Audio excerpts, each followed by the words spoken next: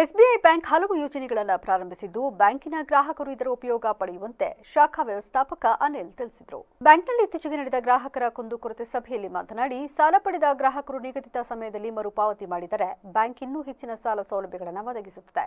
ವಿವಿಧ ಠೇವಣಿ ಯೋಜನೆಗಳಲ್ಲಿ ಅಲ್ಲದೆ ಹೂಡಿಕೆ ಯೋಜನೆಗಳು, ವಿಮಾ ಸೌಲಭ್ಯಗಳಿದ್ದು ಇದನ್ನು ಗ್ರಾಹಕರು ಸಮರ್ಪಕವಾಗಿ ಬಳಸಿಕೊಂಡಲ್ಲಿ ಆರ್ಥಿಕವಾಗಿ ಲಾಭ ಪಡೆಯಬಹುದಾಗಿದೆ ಎಂದರು. ಅವಶ್ಯಕತೆ ಇದ್ರೆ ಅದು ನಮಗೆ ತಿಳಿಸೋಕ್ಕೋಸ್ಕರ ನಾವು ನಿಮ್ಮಿಂದ ಏನು ಕೇಳ್ಬೋದು ಅಂತ ಅದಕ್ಕೋಸ್ಕರ. ಈಗ ನಿಮ್ಗೆಲ್ಲ ಗೊತ್ತಾಯಿದೆ ಬ್ಯಾಂಕಿಂಗ್ ಅಂತ ಅಂದ್ರೆ ಈಗ ಏನು ಡೆಪಾಸಿಟ್ ಅಂದ್ರೆ ಠೇವಣಿ ತಗೋತೀವಿ ಮತ್ತೆ ಸಾಲವಾಗಿ ಇನ್ನೊಬ್ಬರಿಗೆ ಕೊಡ್ತೀವಿ ಅಲ್ವಾ. ಅದು ಸಿಂಪಲ್ ಆಗಿ ಬ್ಯಾಂಕಿಂಗ್ ಅಂತ ಅಂದ್ರೆ, ಬಟ್ ಅದಕ್ಕಿಂತ ಜಾಸ್ತಿ ಇದೆ ಬ್ಯಾಂಕಿಂಗ್ ಅಂತ ಅಂದ್ರೆ ಈ ಏನು ನಾವು ಸಾಲದ್ದು ಅಂತ ಹೇಳ್ತೀವಿ ಅದರಲ್ಲಿ ಸುಮಾರು ಸಾಲಗಳಿದೆ. ಎಷ್ಟೊಂದು ಜನ ಗೊತ್ತೇ ಇರಲ್ಲ. ಒಬ್ಬೊಬ್ರು ಬರ್ತಾರೆ, ಕೃಷಿ ಸಾಲ ತಗೊಂಡಿರ್ತಾರೆ, ಆ ಕೃಷಿ ಸಾಲಕ್ಕೆ ಸಂಬಂಧಪಟ್ಟಂಗೆ ಇನ್ನೇನು ಯೋಜನೆಗಳಿರ್ತವೆ ಅದರ ಬಗ್ಗೆ ಗೊತ್ತಾಗಲ್ಲ. ಅದಕ್ಕೆ ಸಂಬಂಧಪಟ್ಟಂಗೆನೆ ವಿವಿಧ ಇಲಾಖೆಗಳಿದೆ.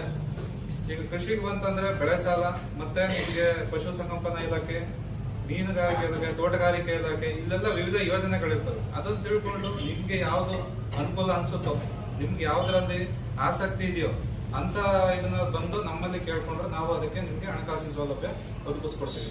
ಮತ್ತೆ ಅದೇ ರೀತಿ ಈಗ ಈ ವೇಳೆ ಕ್ಷೇತ್ರಾಧಿಕಾರಿ ಮಂಜುನಾಥ್, ಲೆಕ್ಕಾಧಿಕಾರಿ ಮಾಲಿನಿ ಉಪಸ್ಥಿತರಿದ್ದರು.